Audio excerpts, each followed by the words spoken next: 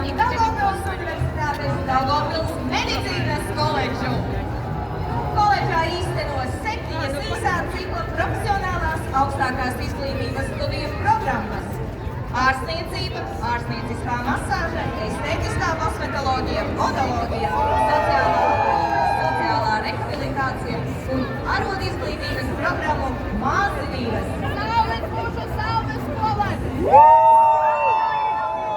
Daugavpils valsts pilsētas pašvaldības iestādes sociālais dienests kolektīvs. Sociālajie darbinieki vienmēr palīdz pilsētas iedzīvotājiem iet tikai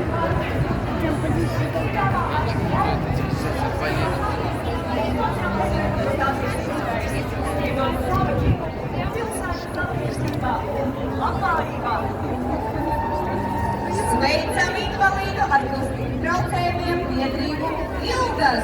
Notiek regulāri pasākumi, kuros katrs ikdienīgs var atrast sev atbilstošāko. Vai tie būtu rotaļi, vai sports, vai kāda cita aktivitāte.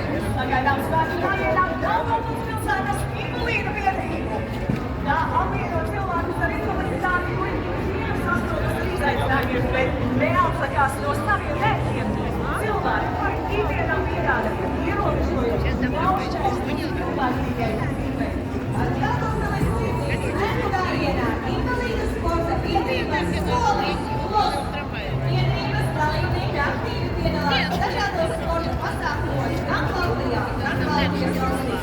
Biedrības devīze tikai uz priekšu. Uzturējam Daugavpils Nacionālās biedrības Baravīksnes. Dienestēs ir saskars ar dalībībām stāvot. Daugavpils Nacionālās biedrības valdību vairāk nekā 3 darbinieku uzstāvot pensionāru sociālo aizstāvēšanu un pensionāru iesaistīšanās sabiedrībā.